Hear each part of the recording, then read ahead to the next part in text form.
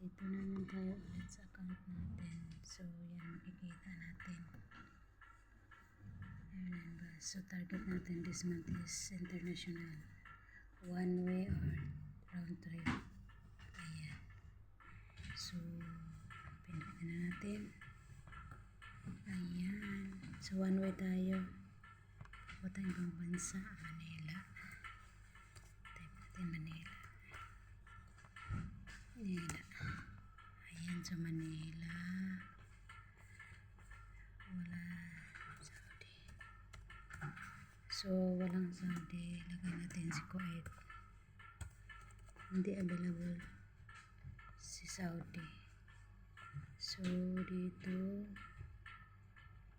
August 30 tayo. August 30 business. So, dalawa kayong papuntang Kuwait. Ulitin ko, 2 tao po to. Baka magtaka kayo ang laki ng ticket. 2 po kayo to.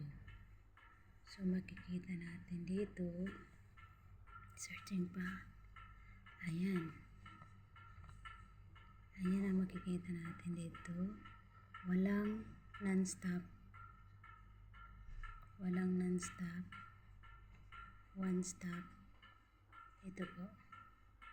2 stop. Ito po. Makikita naman natin dito. At ito po ang mga available na airline. So, bababa tayo. Ayan. Segment is direct. 1 stop. 2 stop. Pwede. Airlines available. Gulf Air. Turkish Airline.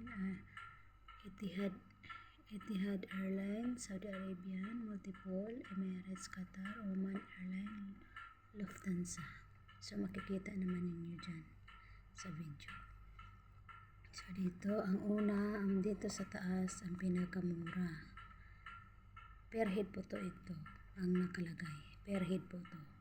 So, ang mura is Gulf Air, pasunod si Turkish, pasunod si Etihad, pasunod si Philippines Airlines. Ayan, makikita niyo yung presyo. Pasunod si Emirates. Ayan. Pasunod si Qatar, si Oman, si Etihad, si Turkish, si Emirates, Lufthansa. Ayan, makikita natin. So, sa taas is sa baba pinakamahal na yan. Special na yan. So, dito tayo sa pataas. Makikita natin dito is 64,668. Ayan, pesos yan ha. May nakalagay pesos. So, try natin book ha.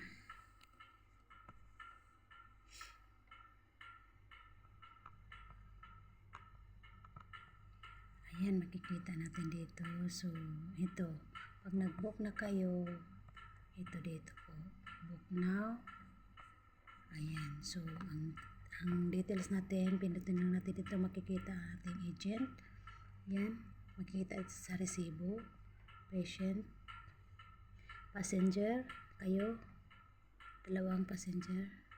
Unang passenger, fill up now dito. Pangalawang passenger, fill up din dito. So, ang fill up pa natin is yung passport number, expired passport. Yan. Pasunod. So, dito tayo sa presyo.